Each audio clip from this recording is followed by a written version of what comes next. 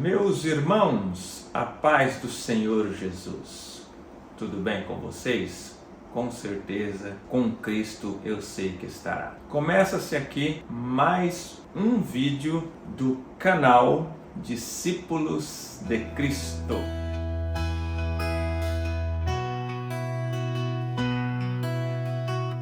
Glória a Deus por isso. E para começarmos, nós vamos, a pedido de um dos nossos discípulos, nós vamos começar fazendo uma oração.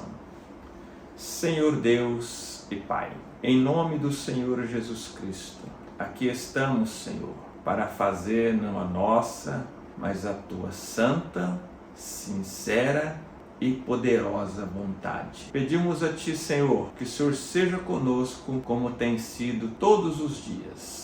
Muito bem, hoje nós vamos falar sobre as 5 características do verdadeiro discípulo de Cristo. O texto base para o nosso estudo de hoje encontra-se no livro de Atos. Nós vamos ler do capítulo de número 9 a seguir. Acredito que até o 9 nós vamos encerrar esse estudo. Vamos lá. A palavra de Deus diz, a epígrafe na minha Bíblia diz assim: a conversão de Saulo no caminho de Damasco. Versículo de número 1. E Saulo, respirando ainda ameaças e mortes contra os discípulos do Senhor, dirigiu-se ao sumo sacerdote e pediu-lhe cartas para Damasco, para as sinagogas, a fim de que se encontrasse alguns daquela seita, quer homens, quer mulheres, os conduzissem presos a Jerusalém. E, indo no caminho, aconteceu que, chegando perto de Damasco, subitamente o cercou um resplendor de luz do céu. E, caindo em terra, ouviu uma voz que lhe dizia: Saulo, Saulo, por que me persegues? E ele disse: Quem és, Senhor? Vamos parar por aqui. Depois nós continuamos. Então aqui nós temos Saulo no caminho de Damasco, se dirigindo, Saulo, com cartas, com uma comitiva, se dirigindo até Damasco para prender os discípulos e levá-los presos e até executá-los. E chegando em Damasco, então, essa história bem conhecida, surge um resplendor ali, uma luz forte, meio-dia, viu? Presta atenção no detalhe, meio-dia, essa luz forte, e então Saulo cai no chão e ouve uma voz poderosa. E a voz poderosa diz para ele assim: Saulo, Saulo, por que me persegues? E ele disse, versículo de número 5, e ele disse: Quem és, Senhor? Irmãos, aqui nós já temos um grande ensinamento só nessa frase de Paulo. Quem és, Senhor? Na nossa cultura brasileira, nós brasileiros aqui, nós temos o hábito de chamar de Senhor, usar essa expressão em respeito a pessoas mais velhas, a pessoas que têm um cargo de responsabilidade. Quando nós éramos pequenos, nosso pai, nossa mãe sempre nos ensinava a chamar as pessoas mais velhas de Senhor. Hoje está mudando um pouco, mas de um modo geral é assim. Na cultura da época aqui, quando se falava a palavra Senhor, se nós formos lá no original grego, nós vamos encontrar a palavra Kyrios. Olha só a definição: supremo em autoridade, controlador, Deus, amo, dono. Na época do Senhor Jesus, na época do apóstolo Paulo, era muito comum a relação de trabalho onde as pessoas eram adquiridos como escravos. E uma vez adquiridos como escravos, eles se tornavam donos, propriedades de alguém. E essa pessoa que era dono desse escravo, que nós usamos na Bíblia a palavra servos, sou servo de Cristo, numa tradução mais detalhada seria escravo, sou escravo de Cristo. E aí diz então, nesta época, diz que então quando a gente chama alguém de Senhor, é que aquela pessoa é o meu dono. Então, as 5 características do verdadeiro discípulo de Cristo.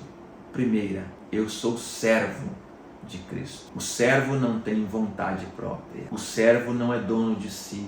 O servo, ele vai fazer as coisas conforme o seu Senhor, Kyrios, dono, quiser. Então a primeira característica aí de um discípulo, de um verdadeiro discípulo do Senhor Jesus Cristo, é que ele reconhece o senhorio de Cristo na vida dele. Ele reconhece que Cristo é o seu dono.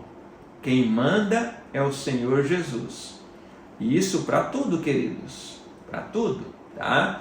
Nós não podemos tomar as nossas decisões pelas nossas paixões, pelas nossas emoções e depois pedir ao Senhor que Ele resolva. Não, nós temos que fazer o contrário. Nós temos que chamar o Senhor, orar ao Senhor e aí descobrir a vontade de Deus para as nossas vidas e aí sim nós tomarmos a decisão. Então Paulo diz assim no versículo 6: quem és, Senhor?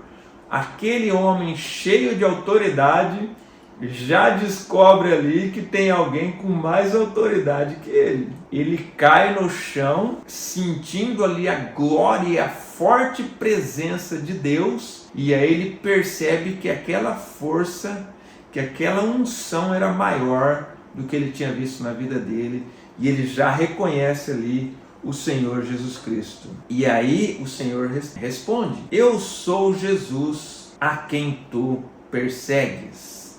Versículo de número 6 diz assim: e ele, tremendo e atônito, disse: Senhor, queres que eu faça? Então, queridos, notem bem, a primeira característica, ele sabe quem é o seu Senhor. Ele sabe quem manda na sua vida. Então eu queria dizer para você, agora, nesse momento, acalma a tua alma, acalma o teu coração, porque Cristo é o teu Senhor. Ele deu a sua vida por ti, Ele se entregou por ti. E aí então, quando eu entendo que eu pertenço a alguém, que alguém é meu dono, que alguém manda em mim, no caso Cristo, aí eu vou descobrir a minha segunda característica que está no versículo 6. O que queres que eu faça? Queridos, hoje nós vivemos em uma sociedade individualista, onde muitos valores estão sendo quebrados e as pessoas eles querem viver a sua vida de acordo com o que eles acham certo, de acordo com o que eles decidem. E isso traz muito prejuízo para a vida das pessoas. Então, se nós entendermos que Cristo é o nosso Senhor, é o nosso dono, se nós entendermos isso, a segunda característica já vai estar em nós. Não vivo mais eu, mas Cristo vive em mim. O que queres que eu faça? Há 30 anos, eu estou completando nesse ano de 2024, 30 anos de conversão. Há 30 anos atrás eu descobri esse mistério. E tudo que eu fiz na minha vida, de lá para cá, foi jejum e oração, e buscando sempre a vontade do Senhor Jesus para a minha vida. Então tudo que eu ia fazer, emprego, até para me casar, até para me namorar, a gatinha linda que Deus me deu, foi perguntando para o Senhor: o que queres que eu faça? E aí no próximo versículo vai dizer assim, ainda no versículo 6, disse-lhe o Senhor: levanta-te e entra na cidade, e lá te será dito o que te convém fazer. É interessante como Deus trabalha nas nossas vidas, né?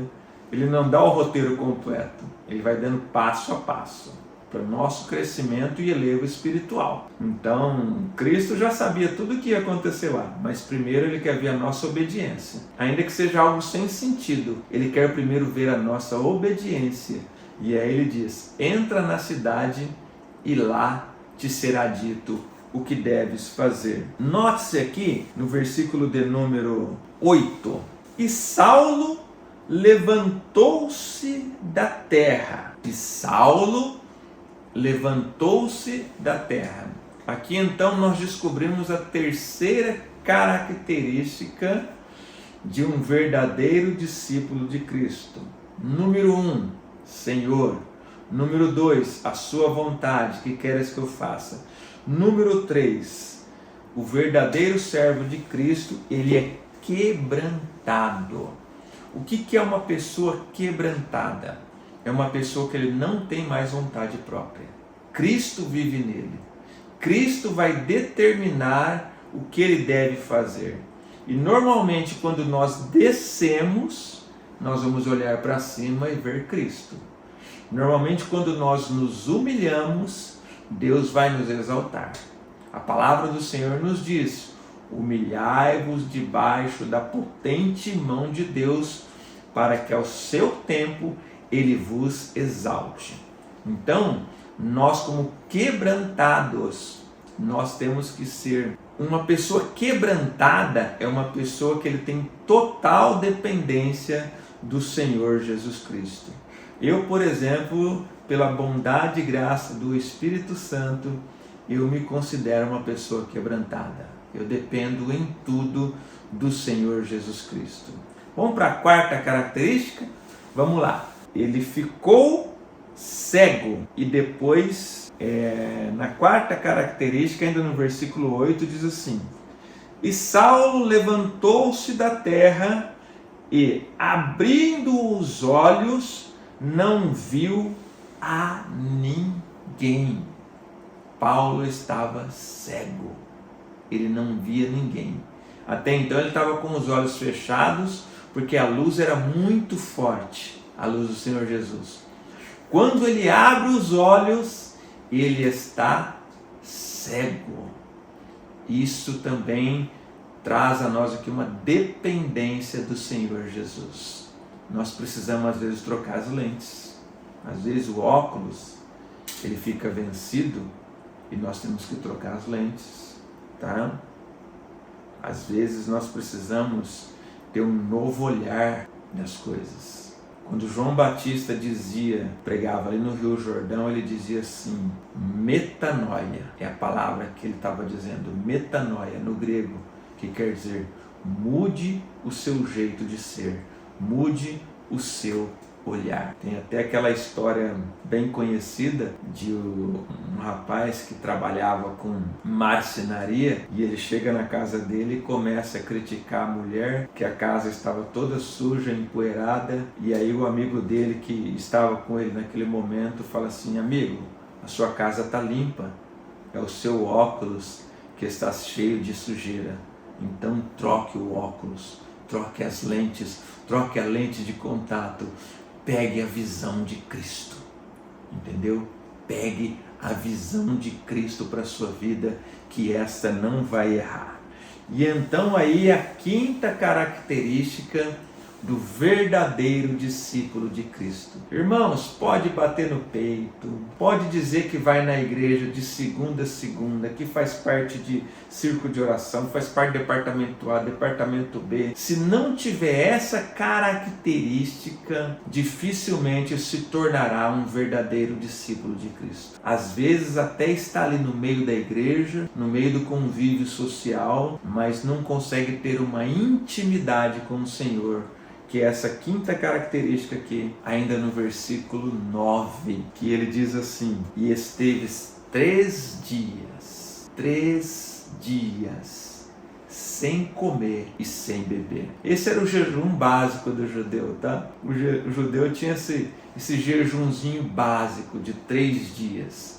Então, queridos, nós temos que ter esse entendimento. Ele ficou 3 dias sem comer e sem beber, jejuando e esperando que a vontade de Deus se cumprisse na sua vida. Até que chega ali Ananias, o final da história aí vocês conhecem como que termina essa história, né? Que Ananias chega ali, Ananias nem quer ir, né? Ali